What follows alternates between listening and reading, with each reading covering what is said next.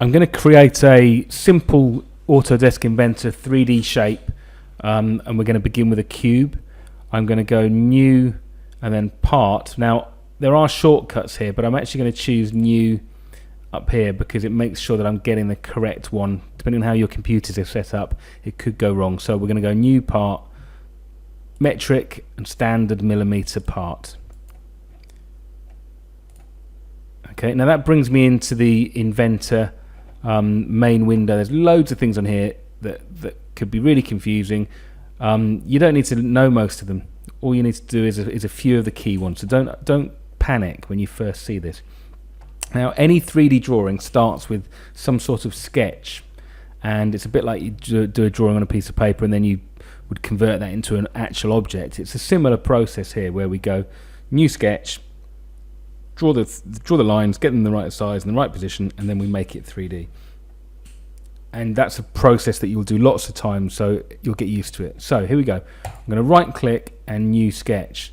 As always, most of these things are also available at the top, but right clicking normally does it. So new sketch. I'm going to choose to do my cube using my XZ work plane. Right, you could actually do this on any of these work planes. It doesn't really matter. They're just there as a guide to help you work out which way round you're looking at your drawing, okay? Or you're creating your object in a certain way. For what we're doing, it doesn't matter. If you're not too sure, just choose any one of them. But for this one, I'm choosing the XZ plane. All right, I'm going to just rotate my view cube around here, and I'm going to use my rectangle tool.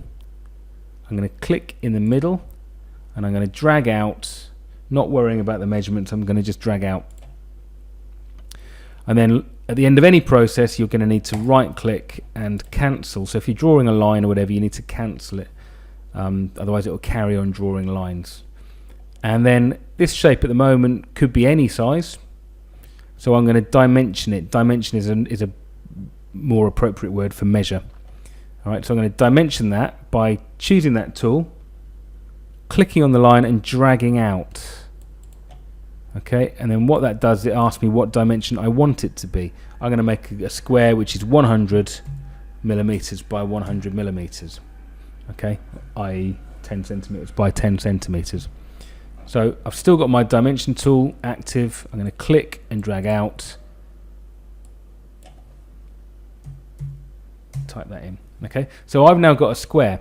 Now later on I could decide actually I want that to be a rectangle, and I could go back into that dimension, click on it, and I could make that 150 and press enter, and suddenly I've got a rectangle. So by putting dimensions on, it actually gives me a lot of control, and it stops things from becoming the wrong size. Okay, so I've drawn my square. I have to finish my sketch, and people often forget to do this. Okay, I'm going to finish the sketch by right clicking and finish the 2D sketch. Just a very quick word on how I'm changing my view and stuff. Middle mouse button wheeling in and out will zoom in and out. Middle mouse button down and holding it down whilst you drag will allow you to do this. I call that panning. Okay, or most useful, if you hold down the shift key and hold down the middle mouse button, you can rotate your view to whatever suits you. The other option is to rotate using your view cube. Okay, you can pull that around or change your view based on that quite easily. Okay, so there's my 100mm square. Now what I'm going to do is to 3D that. We drew it 2D. I'm going to right click now and I'm going to extrude it. The extrude tool is also available up at the top. Okay, so I'll go extrudes. If it doesn't highlight, you can just hover over the profile that you've drawn. In my case, it highlighted. Now remember, we're making a cube, so it was 100mm in total. Okay, I'm going to zoom out, and I'm just going to hold down the shift key and middle mouse button to get my cube into a position where I can look at it and check that it's the shape that I want. All right, at any point, you might want to have a look at the way you have shadows or reflections and stuff like that.